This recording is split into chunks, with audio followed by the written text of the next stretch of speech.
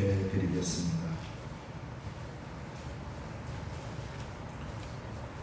내가 이런 사람을 위하여 자랑하겠으나 나를 위하여는 약한 것들 외에 자랑하지 아니하리라. 내가 만일 자랑하고자 하여도 어리석은 자가 되지 아니할 것은 내가 참말을 함이라. 그러나 누가 나를 보는 바와 내게 듣는 바에 지나치게 생각할까 두려워하여 그만두노라. 여러 계시를 받은 것이 지극히 크므로 너무 자만하지 않게 하시려고 내 육체에 가시 곧 사탄의 사자를 주셨으니 이는 나를 쳐서 너무 자만하지 않게 하려 하심이라. 이것이 내게서 떠나가게 하기 위하여 내가 3번 주께 간구하였더니 나에게 이르시기를 내 은혜가 내게 족하도다. 이는 내 능력이 약한 데서 온전하여 지니라 하시니라. 그러므로 도리어 크게 기뻐함으로 나의 약한 것들에 대하여 자랑하리니 이는 그리스도의 능력이 내게 머물게 하려 함이라. 그러므로 내가 그리스도를 위하여 약한 것들과 능력과 궁핍과 박해와 공고를 기뻐하노니 이는 내가 약한 그때에 강함이라. 아멘. 찬양대에서 찬양을 하나님께 영광 돌리겠습니다.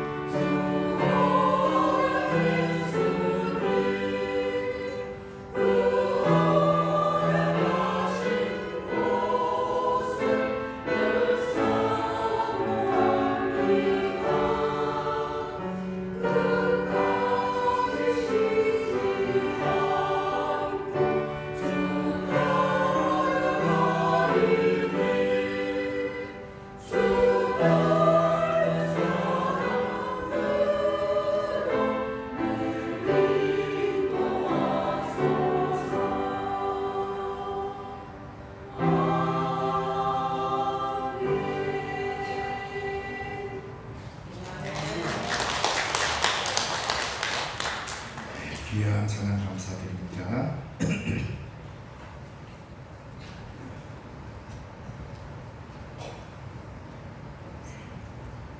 우리가 살다 보면은 우리 삶 속에는 많은 추억들이 쌓이죠.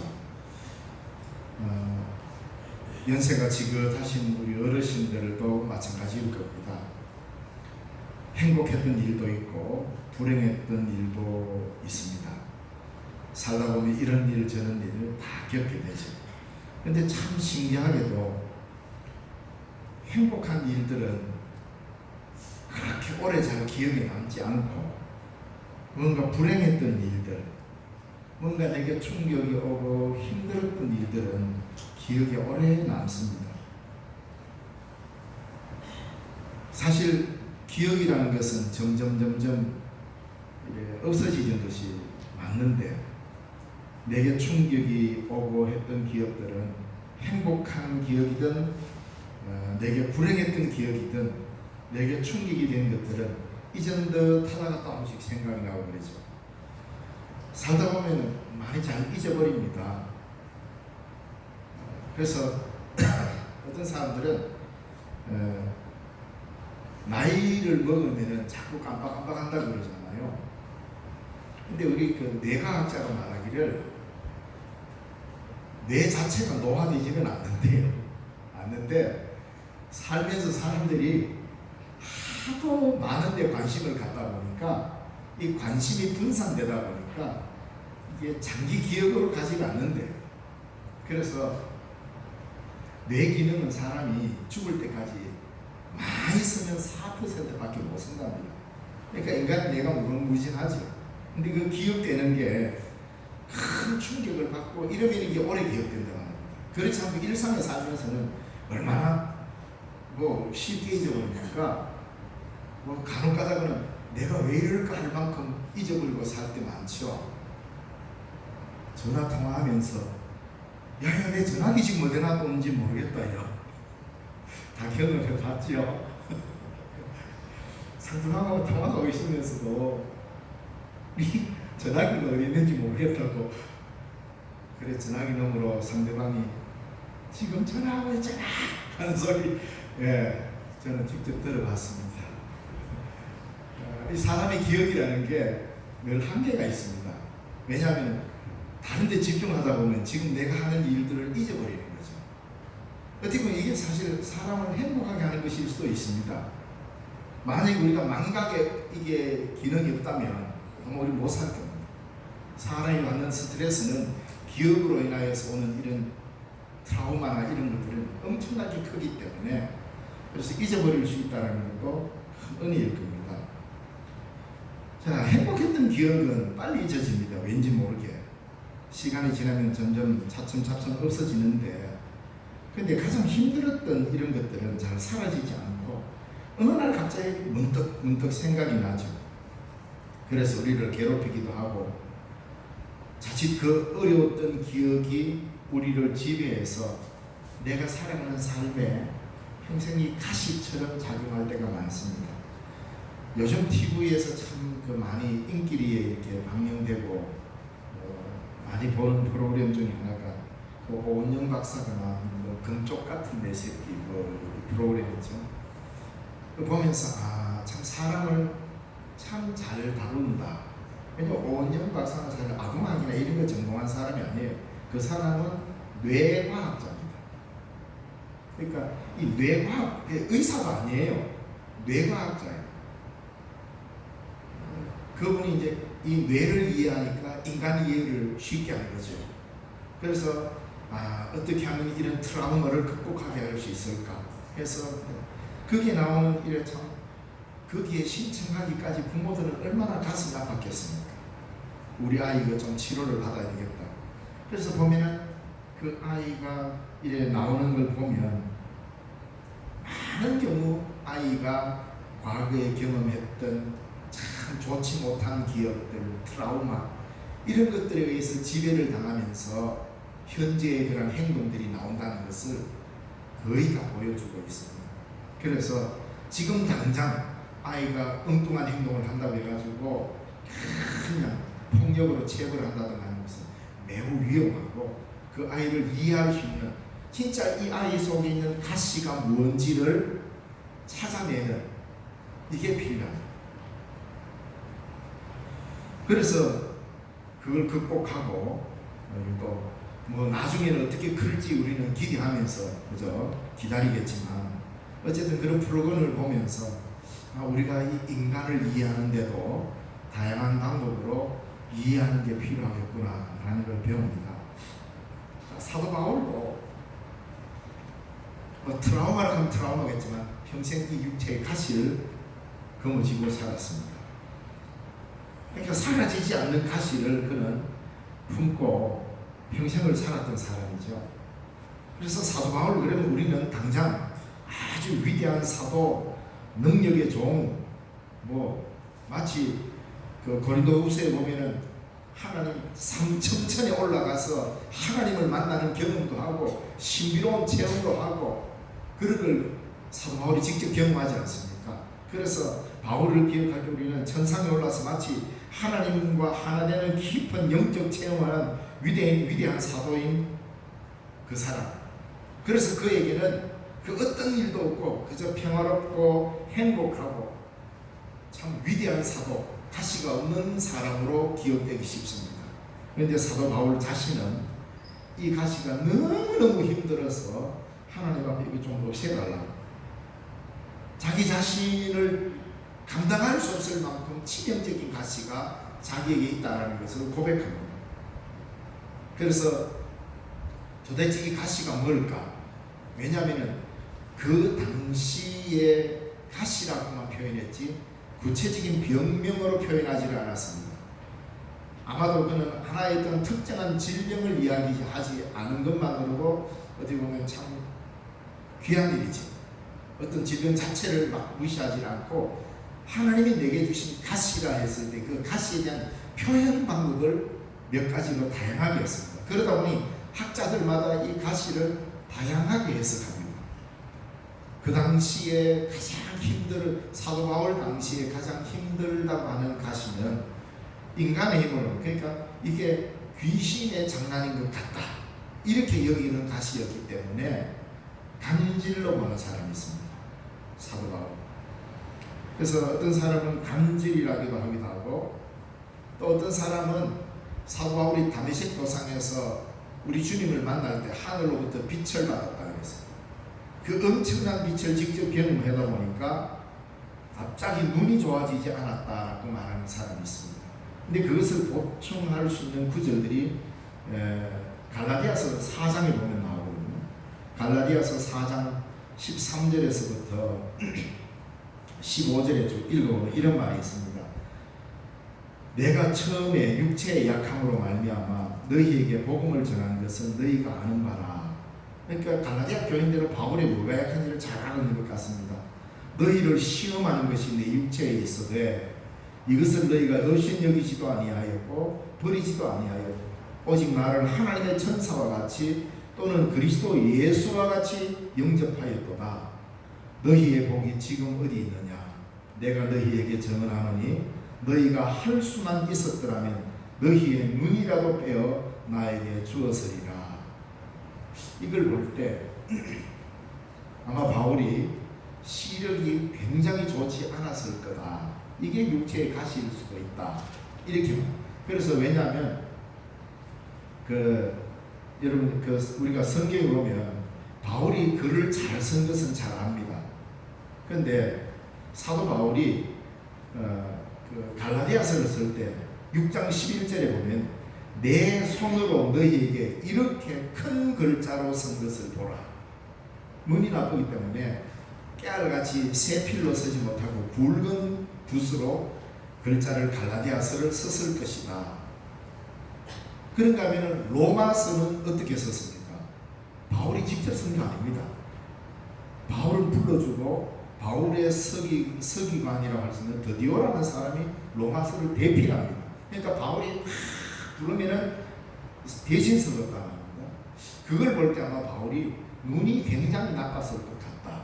요즘처럼 뭐 안경이 좋아가지고 도수 조절이 다 되는 이런 안경이 있던 시대도 아니었으니까 아마도 눈이 좋지 못한 안질이었을 것이다. 그러니까 바울에게 있어서 이 가시는 안질이다. 뭐 이렇게 말하는 사람이 있고 어떤 사람은 약간의 정신질환이 있었을 것이다. 이렇게 말하는 사람도 있고요.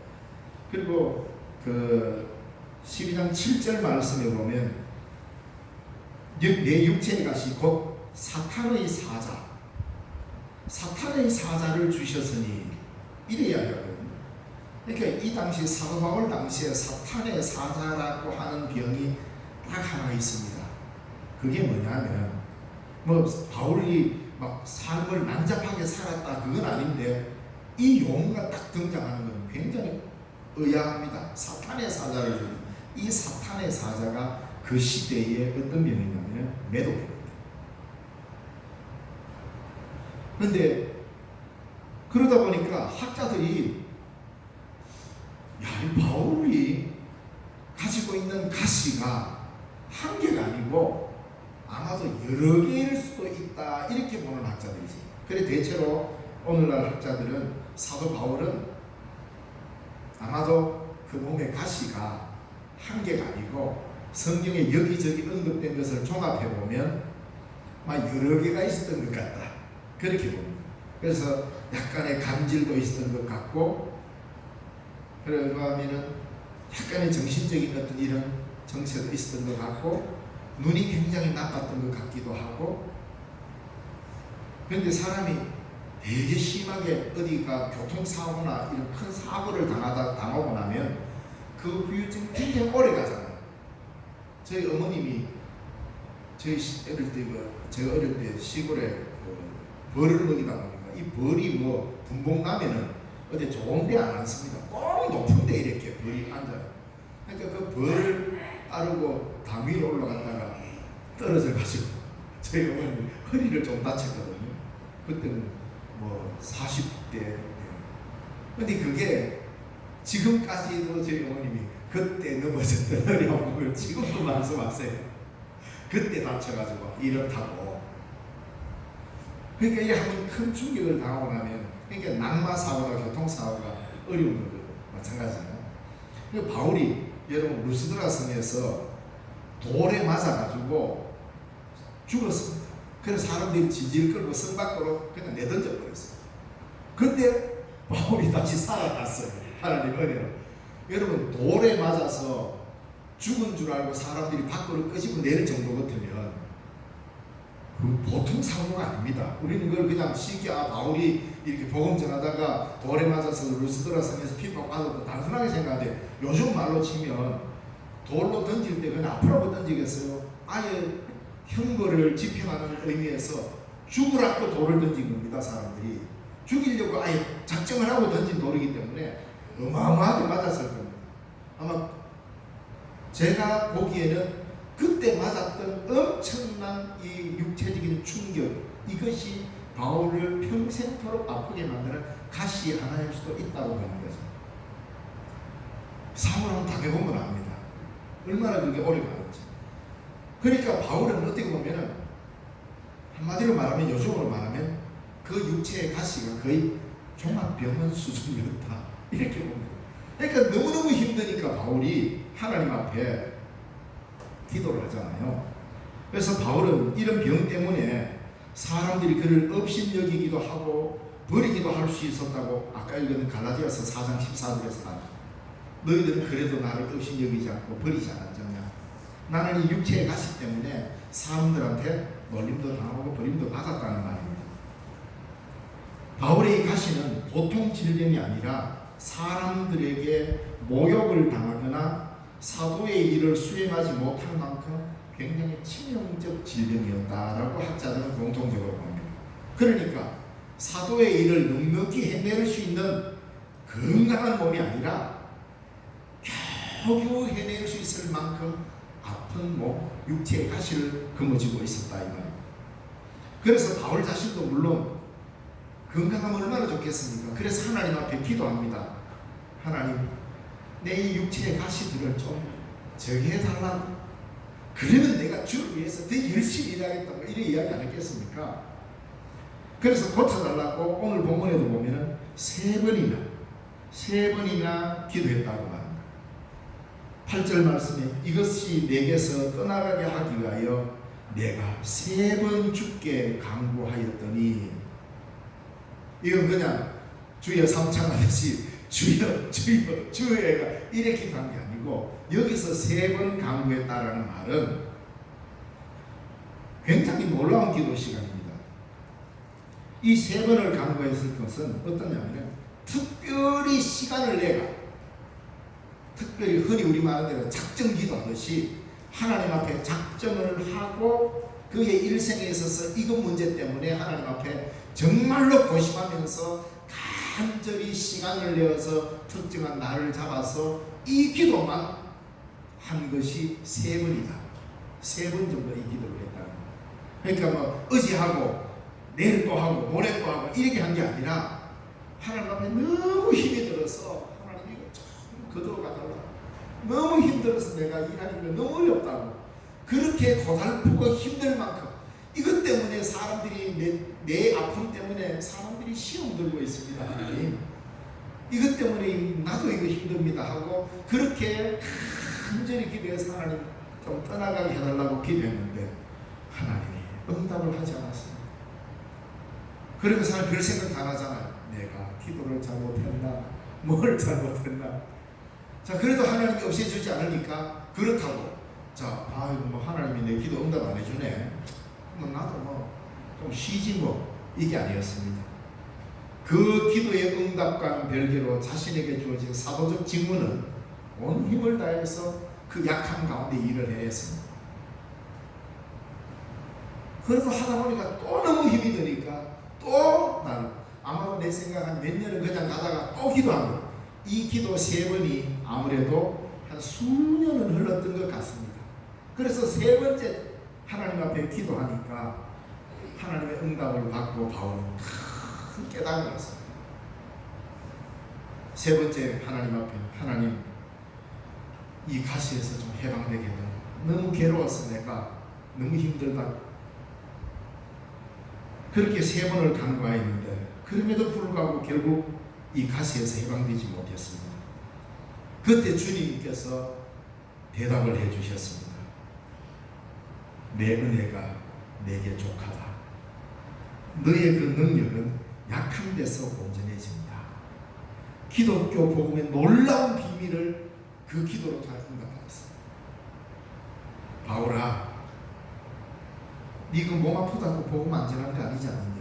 오히려 아픔으로 인하여서 아픈 사람을 향한 긍휼을 더 가지게 되었고 하나님의 은혜는 육체적 강함과 완성된 어떤 이런 놀랄만한 영웅적 호기에서 나오는 것이 아니라 약함에서 네가 그것을 질병으로 갖고 있고 육체의 가시가 있기 때문에 겸손해지고 약해졌기 때문에 내 능력의 복음을 전하게 된 거 아니냐. 그래서 우리는 건강하면 다 좋겠지만 때로는 내 몸에 있는 이 가시는 하나님의 은총의 도구가 되기도 한다는 것을 바울은 그때 깨달았습니다. 그래서 내 은혜가 내게 족합니다 라고 말씀했습니다. 누구에게나 가시는 있습니다. 오히려 가시가 없을 것 같은 사람에게 더 큰 가시가 있을 수 있습니다. 우리는 우리 몸에 가시가 있다고 해가지고 불행한 것은 아닙니다. 다만 자기만 가시를 가지고 있다고 생각하거나 자기의 가시가 가장 클 것이라고 생각하는 사람은 결코 가시의 노예 상태에서 벗어날 수 없고 행복해질 수가 없습니다. 우리 모두는 다 가시가 있을 겁니다. 왜? 인간이기 때문에. 우리 인간은 연약합니다. 나름대로 다 각자 개인은 아픈 가시를 가지고 있을 겁니다. 우리는 그 아픔이 떠나가면 좋겠지만 그 가시가 내게서 사라지면 좋겠지만 오히려 그 가시가 주님은 말씀합니다. 내 은혜가 내게 족하다. 그 가시 때문에 오히려 너는 나를 찾게 되고 내 앞에 있게 된다. 이게 은혜 아니겠느냐? 그건 맞는 것 같습니다. 가시가 나에게만 있는 것이 아니라 누구에게나 있고 자기보다 더 큰 가시를 가진 사람이 많다고 생각하는 사람, 그리고 그 가시가 쓸데없는 것이 아니라 아주 요긴한 것이라고 여기는 사람, 그런 사람은 행복한 삶을 살게 될 것입니다. 바울은 자기 육체에 그래 말할 수 없는 육체의 가시가 있다고 해가지고 자기 인생을 불행하다 여기지를 않았습니다. 가시가 있음으로 인해서 훨씬 더 큰 일을 할 수 있다라고 하나님의 은혜를 깨닫고 난 뒤에 그걸 알게 되었습니다. 가시는 나를 긴장시키고 때로는 반성하기도 합니다. 만약 바울에게 가시가 없었다면 사도 바울이 더 훌륭하게 복음을 전하고 더 멋지게 사도로서 일을 했을까? 그렇지 않을 겁니다. 사도 바울은 외모는 성경 전체를 보면 외모는 뭐 그렇게 썩 좋은 편은 아닌 것 같습니다. 아마 우리가 신령에 와도 평균 이하일 것 같다는 생각이 듭니다. 그런데 그의 학력, 그의 능력, 그의 체험 한번 보십시오. 그를 따라갈 사람이 있겠습니까? 그의 학력은 대단합니다. 그 당시에 히브리말, 헬라어, 라틴어, 그리고 자기가 속해 있는 지방의 언어들, 모든 언어들을 섭렵한 사람입니다. 로마 법에 능통한 사람입니다. 이스라엘 율법에 흠이 없는 자입니다. 바리새인 중에 바리새인이었습니다. 그리고 혈통으로는 이스라엘 최고의 정통 혈통인 베냐민 지파입니다. 그리고 이름도 초대왕 사울을 본받아서 직접 사울이라고 자기 이름을 지을 정도로 자부심이 대단했던 사람입니다. 이런 사람이 그리스도를 만나고 그 이전부터 있었는 가시인지는 모르겠습니다. 그러나 성경 기록상으로 볼 때 그리스도를 만나고 아마 경험한 가시, 얻은 가시였다라고 이렇게 보는 사람들이 많아요. 그러니까 외모만 조금 떨어질 뿐이지 어디 내놔도 흠잡을 곳이 없는 사람이었어요. 가시마저 그에게 없었다면 바울은 자신의 삶에 대한 반성이 과연 있었을까? 또 자기 생명에 대한 긴장을 늘 할 수 있었을까? 매 순간 하나님을 의지하려 했을까? 한번 생각해 볼 필요가 있죠. 인간은 하나님께서는 우리 인간을 무력하게 만드는 그런 가시를 통해서 자신의 능력을 드러낼 때가 더 많습니다. 복음은 인간적 강함과 인간의 능력과 인간의 지혜로 전해지는 것이 아니기 때문에 복음의 내용 자체가 십자가인데 이 십자가 자체는 그리스도의 약함으로부터 이 세상을 구원한다는 소식입니다. 그러니까 그런 복음을 전할 때 인간의 강함과 인간의 능숙능만한 지혜와 명철 이런 것으로 전하는 게 아니에요. 오늘 우리도 복음을 전할 때 조심해야 되는 게 바울입니다. 내가 가지고 있는 대단한 능력이 복음에 활용될 수는 있겠지만 그것이 주일 수 없습니다. 그래서 우리는 사도 바울이 하나님 앞에 이 가시 때문에 내가 아무것도 아니구나 라고 여길 만큼의 가시가 하나님 안에서 발견될 때 그게 우리들의 능력이기도 합니다. 하나님 앞에서 나는 정말 하나님 앞에서 보니까 아무것도 아니네. 인간이라고 하는 한계성을 경험해 봐야 합니다. 사도 바울은 그것을 시시각각으로 경험했습니다. 뭔가 좀 힘내가 좀 하려고 그러니까 이 육체의 가시가 찌르기도 하고 괴롭게 하기도 하고 그래서 그때마다 그는 좌절할 수밖에 없었지만 이것이 하나님의 은혜다라고 받으면서 너무 자고하지 즉 교만하지 않게 하려는 하나님의 뜻입니다. 내가 하나님으로부터 받은 놀라운 능력과 은혜가 너무 커서 자칫하다가는 큰 사고 칠 것 같으니까 하나님이 내게 이런 가시를 주셨다. 이렇게 그는 고백을 합니다. 모든 역사를 바꾸어버린 하나님의 구원의 능력은 예수님의 가장 약한 십자가의 죽음을 통해서 우리에게 나타나듯이 바울에게도 그렇게 나타나는 것입니다. 좀 더 강하게 이야기해서 가시가 없다면 위대해지는 것이 아니고 교만해지고 하나님의 능력을 나타낼 통로가 오히려 사라진다라고 말할 수 있습니다. 사도 바울은 가시 때문에 사도 바울이 될 수 있었고 그리스도인들은 가시 때문에 그리스도인이 온전하게 될 수 있습니다. 우리는 이것이 없으면 온전해진다고 생각하는데 내 은혜가 내게 족하도다. 주님이 내 은혜가 너에게 족하게 임했다. 이 말은 뭡니까? 나와 너 사이에는 그것 때문에 온전해졌다 이 말입니다. 하나님과 바울 사이의 관계가 온전해졌다는 것은 너의 그 약함 때문이고 너 그 가시 때문이야. 이래 이야기해 주니까 바울이 그 이후로부터는 다시는 이 기도를 안 하게 됩니다. 맞네요 하나님. 나는 이게 없으면 복음을 더 잘 전할 수 있고, 나는 이게 없으면 더 행복해지고, 나는 이 육체의 가시가 없으면 더 멋질 것이라고 생각했는데 오히려 나의 은혜가 너에게 족하다 이렇게 말해주시는 주님의 음성을 듣고 그 가시가 오히려 행복의 방편이 되었다 이 말입니다. 우리 종교개혁자 마르틴 루터는 이렇게 말합니다.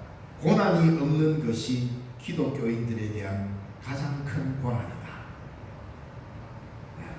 예수 믿으면서 고난이 없으면 얼마나 좋겠습니까?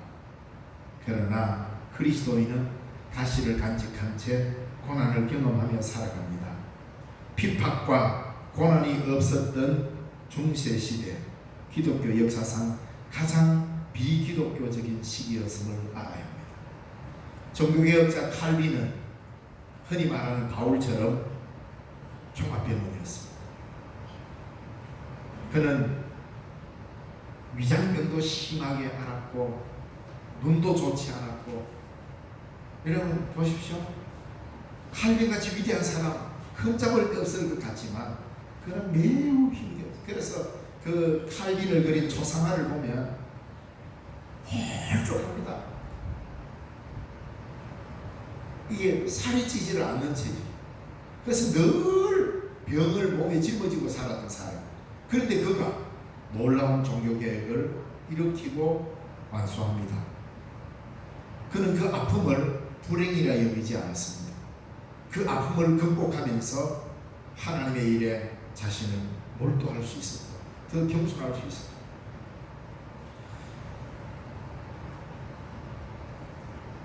뭐 여러분들이 볼 때 제가 막 대단하게 뭐 운동을 잘하는 것처럼 보이잖아요. 저도 굉장히 컴플렉스가 있었습니다.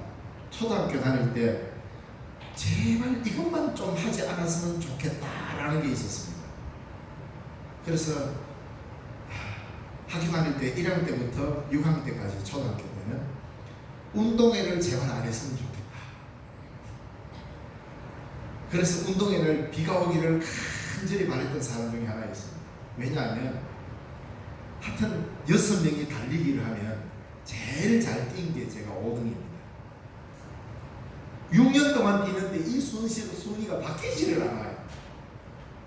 그래서 꼴찌 않은 것만 해도 다행이다 생각인데, 여러분 그래도 5등 하니까 그 당시 그 나이에 한 번도 4등을 해본 적이 없으니까 너무 창피해요. 어릴 때는 그런 게 이게 컴플렉스가 다 받아니까 제발 운동의 날 비 오기를 기도하고 운동회 날 안 했으면 좋겠다.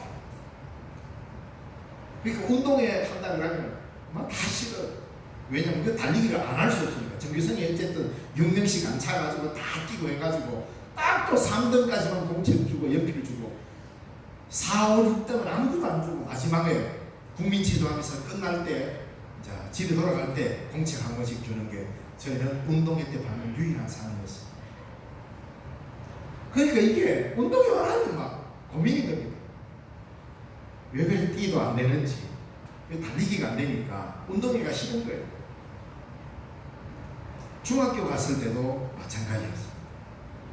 아니 중학교 가니까 잘 뛰는 사람이 더 많은 거예요.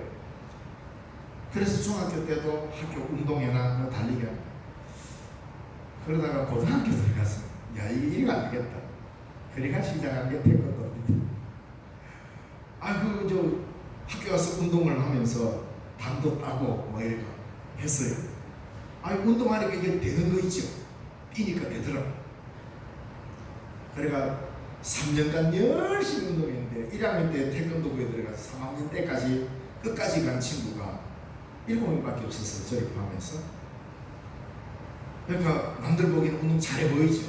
근데 고등학교 때도 마찬가지였습니다. 시합 나가서 제대로 이겨본 적이 없었습니다.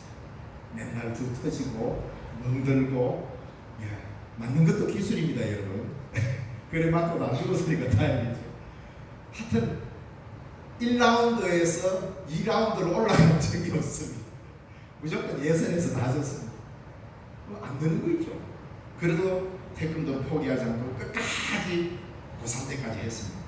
그래서 고3 때 이제 이게 실력이 발휘되는 거 있죠. 그 당시엔 체력장 시험을 쳤습니다. 그때 비로소 학교에서 달리기를 하는데 저는 지금도 잊을 수 없습니다. 100m 달리기 13초 4가 나왔어요. 뭐 여러분들은 올림픽에서 자꾸 뭐 9초, 10초 이렇게 하니까 13초 4가 안 빠르다고 생각하시는데 지금은 내 생각에 한 20초 나오기 쉽습니다. 100m 뛰면. 네. 그걸 지금도 잊을 수 없어요.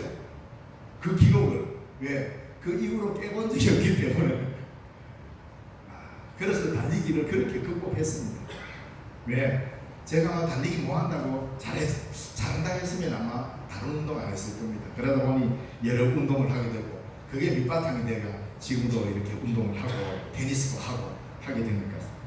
그래서 가시는 극복할 수 있다. 그걸 또 귀하게 여기면 좋은 수단이 된다는 것을 생각해 봅니다. 우리의 삶의 가시는, 우리 교회의 가시는 우리를 항상 긴장하게 하고 반성하게 하고 역동적인 삶을 살아가게 하는 그러한 하나의 방편이 될 수도 있습니다. 가시를 제거하는 것이 능력이 아니라 가시를 통해 깨닫게 되는 하나님의 은혜가 능력 아니겠습니까? 내가 할 수 없는, 내가 힘들어하는 가시 때문에 무언가 극복해낼 수 있고 더 나은 길을 갈 수 있다는 그것은 하나의 은혜의 수단이죠. 가시는 없애려 한다면 없어지는 것이 아닙니다. 가시 때문에 넘어지거나 노예가 되지 말고 오히려 우리 심장에 박힌 가시를 하나님의 은총으로 여기고 하나님의 역사를 이루는 통로로 생각하면서 승리하는 삶을 살아가야 할 것입니다. 주여 내게 큰 능력을 주옵소서라고 구하기 전에 주님 나에게 있는 가시를 은혜로 알게 하옵소서 하는 것이 우리의 기도여야 하는 것입니다. 위대한 신앙인으로 살다간 우리의 선배들은 장점이 많아서 능력이 대단해서 하나님의 위대한 일꾼이 된 것이 아니고 자신의 가시를 통해서 늘 하나님 앞에 겸손하게 살았기 때문에 하나님께서 함께 하신 것입니다. 우리 모두는 모든 가시가 누구에게나 있습니다. 사도 바울의 가시는 다른 사람이 봐도 발견될 만큼 큰 가시였습니다. 다시 말하면 우리 공동체 안에는 누구누구에는 이런 가시가 있고 누구누구에 이런 가시 있고 나에게는 이런 가시가 있다 할 때 그 가시를 흠으로 보아주지 말고 흠으로 보지 말고 하나님의 은총을 이룰 수 있는 수단이다라고 여기면서 봐줄 때 우리 각자가 가지고 있는 가시, 우리 신령중앙교회가 가지고 있는 가시는 하나님의 은총을 드러내는 수단이 될 것입니다. 바울이 그렇게 우리에게 가르칩니다. 그래서 상대방의 약점은 그 약점은 욕이나 비난의 대상이 아니라 그것을 통하여서 하나님이 일하실 은총의 통로가 된다라고 우리가 여긴다면 약점이 많을수록 공동체는 건강해집니다. 이게 교회 공동체입니다. 세상의 공동체와 다른 점이 바로 그런 거란 말입니다. 세상의 공동체는 카트라인을 딱 정의가 일정 이상 수준이 되지 않으면 못 들어갑니다. 제가 속해 있는 테니스 클럽도 마찬가지입니다. 그 클럽에 딱 들어가려고 하면 테니스 몇 년 했느냐, 어느 정도 시합할 수 있느냐 딱 능력 체크해보고 딱 뭐 이사해서 저는 안 되겠다. 저 정도 되면 서로 오락을 합니다. 세상이 모든 때는 다 그렇습니다. 이게 정해져 있는 룰이죠.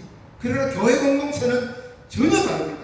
우리의 약한 가시, 우리의 약점이 오히려 하나님의 은총을 더 붙돋우는 그러한 공동체. 이게 그렇기 때문에 교회라는 겁니다.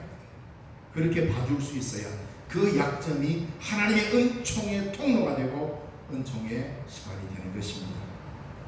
그래서 자신의 가시를 통하여서 우리는 늘 하나님 앞에 겸손하게 살아야 하는 것이고 그래서 하나님의 일을 이루어야 합니다.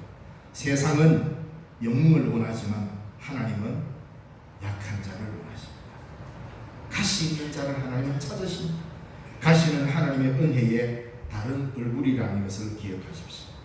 사탄의 사자를 은혜로 바꾸시는 분은 하나님이십니다.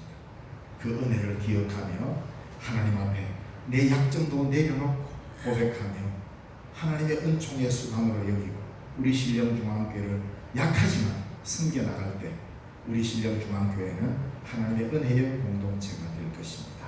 기도하겠습니다. 하나님 아버지 은혜를 감사드립니다. 오늘도 우리의 삶을 여기까지 지켜주시고 주의 크신 은혜로 우리를 보호하심을 감사합니다. 우리 각자가 가지고 있는 많은 가시들이 있는 줄 압니다. 또 우리 신령중앙교회가 가지고 있는 가시도 있는 줄 압니다. 이 가시로 통하여서 가시는 없애버리고 척결해야 될 대상이 아니라 이것을 보듬고 하나님의 은총이 역사하는 통로임을 알고 서로 약점을 보듬어주고 또 보듬어주는 아름다운 공동체 되게 하여 주시며 또 하나님께서 내게 베푸신 은혜임을 알고 오히려 감사함으로 더 큰 일을 감당할 수 있도록 도와주옵소서. 예수님 이름으로 기도드리옵나이다. 아멘. 찬송가 407장 찬양합니다.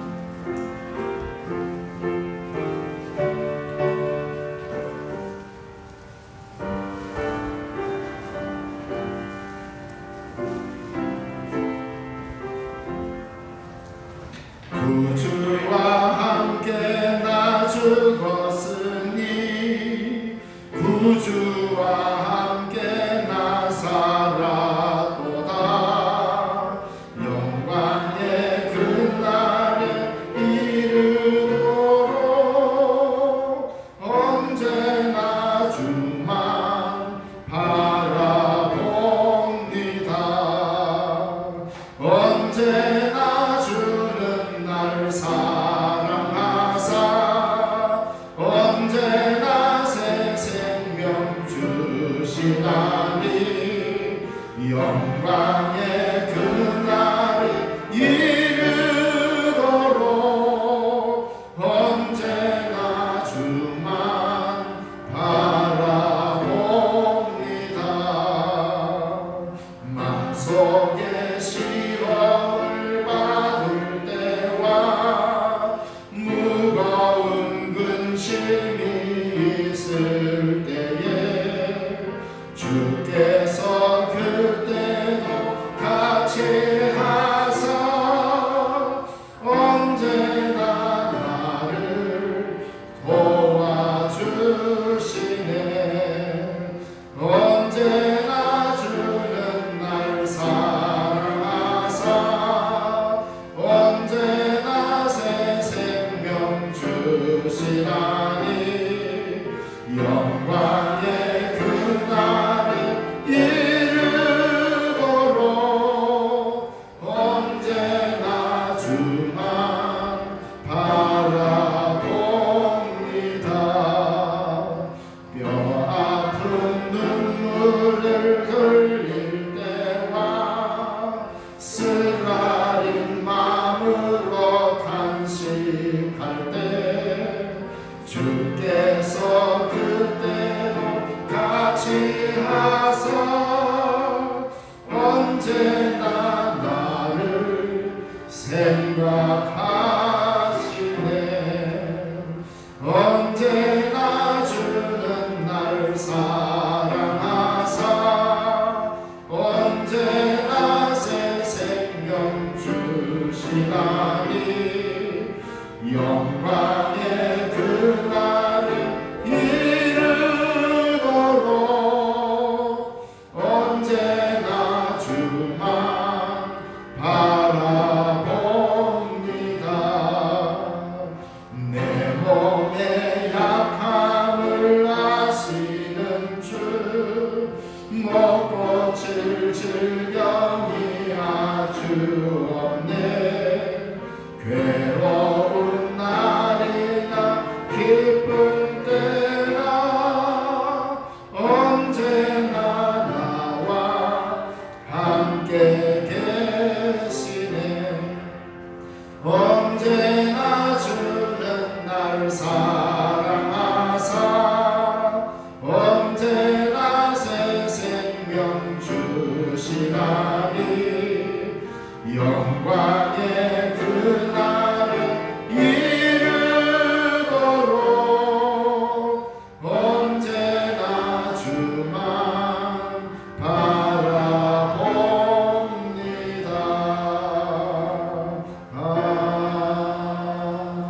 아멘. 찬송가 335장 3절 부르시면서 동원하겠습니다.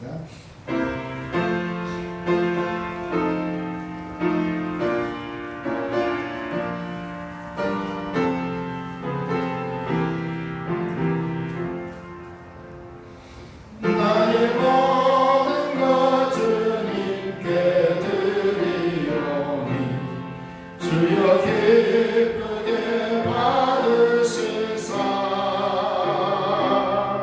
주의 나라 위에 성별하옵소서. 오 놀라운 나의 구주, 오 놀라운 주, 오 놀라운 주. 저 천군과 천사들 경배하네. 나 엎드려서 주 경배하니. 오 놀라운 구주 예수. 기도합니다. 살아계신 하나님 아버지 은혜 감사합니다. 오늘도 주의 은총 가운데 거하게 하시고 예배하러 주의 백성들을 불러주셔서 감사합니다. 기쁘고 즐거운 마음으로 주 앞에 이르러 예배하며 귀한 예물도 함께 드립니다. 바치는 손길 위에 하나님 복 내려 주옵소서. 11조로 구별하여 드립니다. 구별된 삶으로 살게 하시고 하나님의 크신 은혜를 경험케 하여 주옵시며 범사에 감사하여 귀한 예물 드립니다. 또 토해학교 후원금으로 드립니다. 또 맥주 감사함금으로 드리고 음양장비 헌금으로 드립니다. 바치는 예물마다 하나님께서 큰 복을 다하시며 이 땅에 사는 날 동안 물질의 핍절함이 없도록 하나님 도우시고 동행하여 주옵시며 주의 몸된 교회 또한 날마다 하나님의 귀한 일들을 잘 감당하기에 부족하지 않도록 물질로도 채우시고 동행하여 주옵소서. 하나님께서 쓰시는 아름다운 역사가 있도록 이 예물들 위에 복 내려 주옵소서. 주 예수님 이름으로 기도드리옵나이다. 아멘.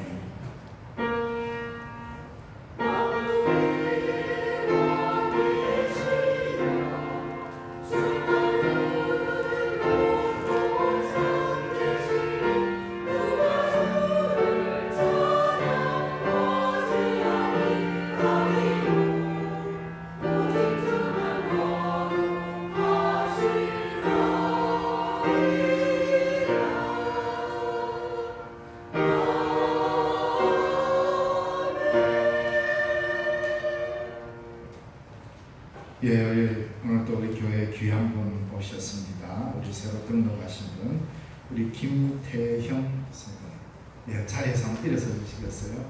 아유, 반갑습니다. 박수로 감사합니다. 우리 사시는 곳은 우리 영화아파트에 계시고 우리 시장에 태양과학관을 운영하고 계십니다. 또 저하고 같이 옛날에 제가 있던 대구 제일교회에 좀 다니셨던 분이시고요. 우리 교회 이렇게 등록해 주셔서 감사합니다. 기도하겠습니다. 하나님 아버지 감사합니다. 귀한 시간에 이렇게 또 귀한 분을 보내주셔서 감사합니다. 우리 김태영 성도님, 주님의 은혜의 장중에 붙잡으시고 하나님께서 날마다 지켜 보호하여 주셔서 성령의 아름다우신 은혜를 경험할 수 있도록 늘 인도하여 주옵소서. 경영하는 모든 일 위에 하나님의 성령의 기름 부음 있게 하시고 앞길도 주께서 대로같이 여시사 하나님의 평강을 경험케 하여 주시며 이제 우리 신령중앙교회 등록했사오니 이 걸음이 주님 오시는 그날까지 복된 걸음으로 이어지게 하옵소서. 예수님 이름으로 기도드리옵나이다. 아멘. 감사합니다. 나가실 때 선거의 교제를 나누시기 바랍니다. 교회 소식 알려드리겠습니다. 오늘 처음 오셔서 하나님께 예배드리신 분들을 주님의 이름으로 환영합니다. 하나님의 지상명령인 복음 전파에 동참합시다. 오늘은 교회력으로 성령 강림절로 6번째 주일이고 교회학교 교사 주일입니다. 그래서 오늘 오후 예배는 교회학교 교사 헌신 예배로 드립니다. 각 기관 전반기 회계장부 당회를 제출해 주셔서 감사를 받으시기 바랍니다. 교회학교 여름 행사를 위해서 기도해 주시기 바랍니다. 아동부 성경학교 7월 21일에서 23일, 중고등부 수련회 24일에서 26일에 있습니다. 그래서 오늘 오후 예배 마친 뒤에 교사 기도회 및 성경학교 주제 강의를 합니다. 교사들 다 참여해 주시기 바랍니다. 우리 다 함께 자리에서 일어나셔서 성도의 교제를 나누겠습니다. 주님의 평강이 함께 하시길 바랍니다. 평강을 빌어주시기 바랍니다. 주님의 평강이 여러분들의 삶에 가득하기를 간절히 바랍니다. 파송의 찬송 예수의 이름으로 나는 일어서리라 찬양됩니다.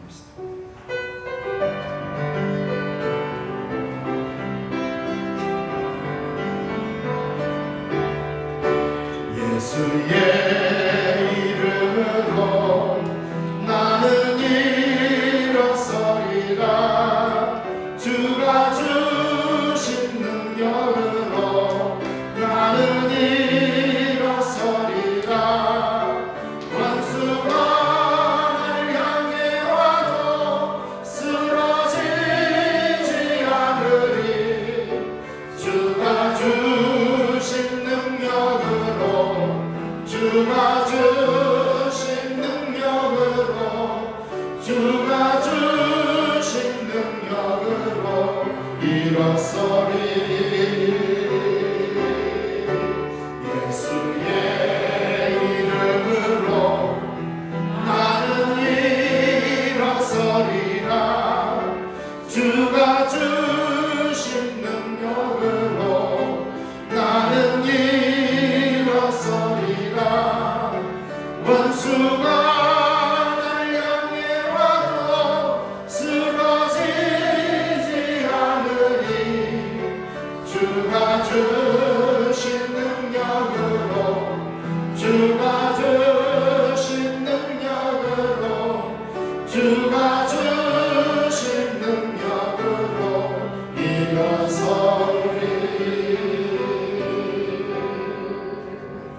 오늘 이 거룩한 주일 주 앞에 나와 예배드리고 세상을 향하여 주님의 이름으로 파송되어가는 우리 신령중앙교회 교우 여러분, 우리는 내가 가진 약점이 세상에서의 약점이 아니라 하나님의 은혜를 드러내는 소중한 통로가 된다는 것을 기억하십시오. 세상 사람들이 바라보는 시각과 전혀 다른 하나님의 은혜의 눈길로 보는 우리가 가진 모든 약점들은 하나님의 은총의 길이 되는 것입니다. 그래서 각자가 가진 가시는 없애버려야 될 것이 아니라 하나님의 은혜를 드러내는 은총의 길임을, 이것을 세상 사람들 앞에 드러내는 주의 증인으로 여러분을 세상을 향하여 파송합니다. 기도하겠습니다. 지금은 우리 주 예수 그리스도의 그 크신 은혜와 하나님 아버지의 지극하신 사랑과 성령님의 위로교통 충만 하나 되게 하시는 은혜가 오늘도 우리의 가시를 품고 주님의 은혜를 증거하는, 주의 능력을 증거하는 주의 일꾼으로 살기로 다짐하는 주의 사랑하는 백성들 머리머리 위에 이제로부터 영원까지 항상 함께 계시옵기를 간절히 축원하옵나이다. 아멘.